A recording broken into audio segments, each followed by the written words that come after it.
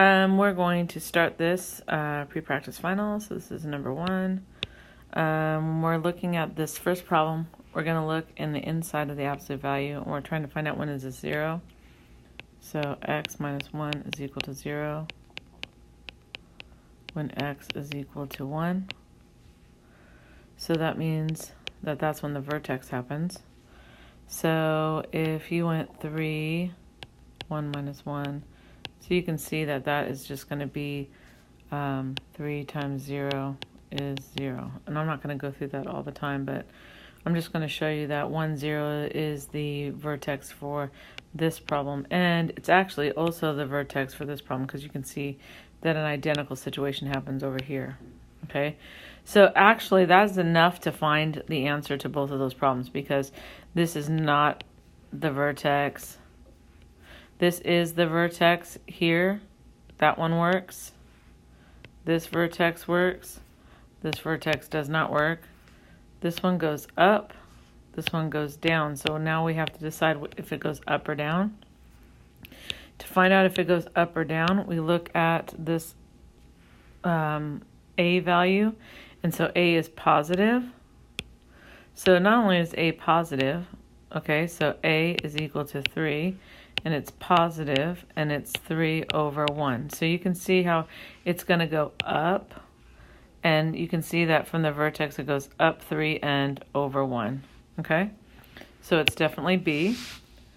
And over on the other problem, this is not 1, 0. This is not 1, 0.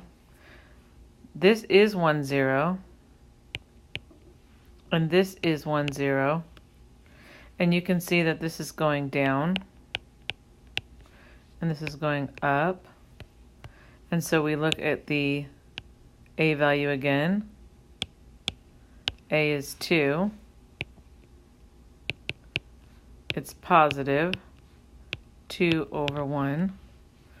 So it's going to be up, and you can see up 2 over 1 again. So D is the answer to this one. Okay, so we're going to go to the next one. With the absolute value, you're going to be, again, looking at the inside. You want to make sure the absolute value is alone, and ours is. And this happens, the absolute value of this guy is going to be 10 if the inside is equal to 10 or negative 10. And so we know that 6b plus 2 could be 10, or 6b plus 2 could be a negative 10. And so we're going to solve that. So you subtract 2. 6b is equal to 8. Divide by 6. B is equal to 4/3.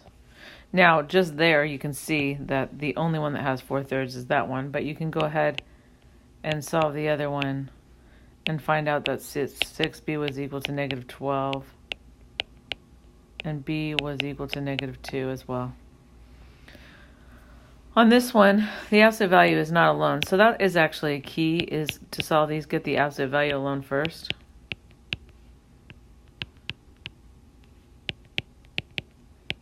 Okay, so if we were going to start this problem, you would have said, okay, so you have negative 4, and then 10b equals negative 80.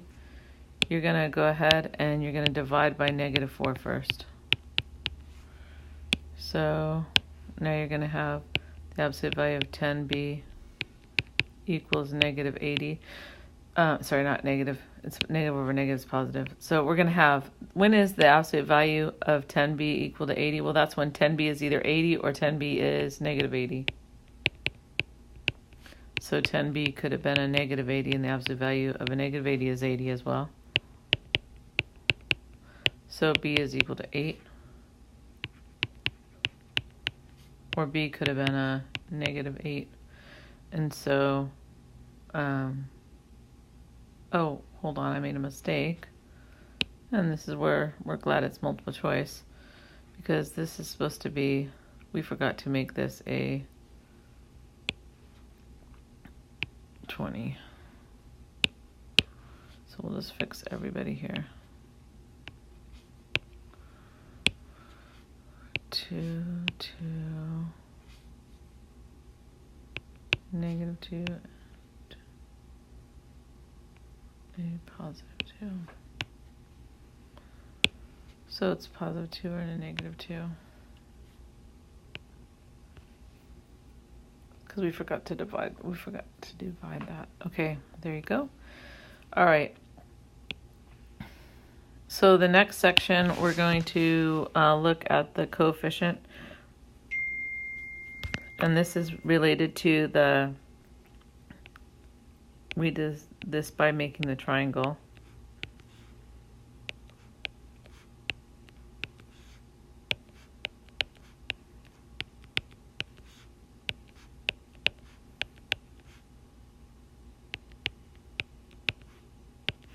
And because we're talking about the fifth one, we're talking about this row.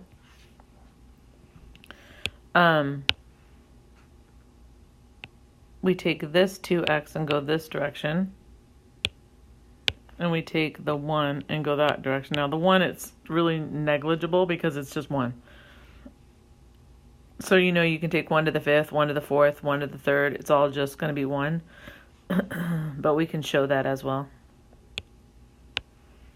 So for this one, they're only asking for the x term, which is going to end up to be down at the end. But let's look. So we're going to have 2x to the 5th, 2x to the 4th, 2x cubed, 2x squared, 2x, and then no x. And then we're going to take the orange guy. We're going to take 1 to the 5th, 1 to the 4th, but like I said, 1 doesn't really matter because in this case it is just 1. And then we're only looking for the x term, and that's just going to be this guy right here. So it's just all this stuff right here, which will turn into be 5 times 2 times x, which is 10x.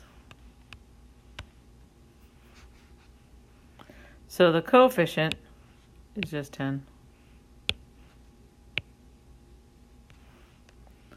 Same idea with this, but it's now asking for the second term. But we're using the same row because of the 5. So we're going to go 1, 5, 10, 10, 5, 1. We're going to take the 3y all the way down. So 3y to the 5th, 3y to the 4th, 3y cubed, 3y squared, 3y. And then we're going to take the 1 again, we're lucky. 1 to the 5th, 1 to the 4th, 1 cubed, 1 squared, 1 all the way back through.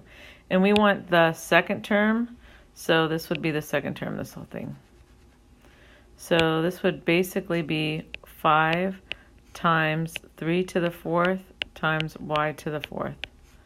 So 5 times 81 times y to the 4th, which is 405 y to the 4th.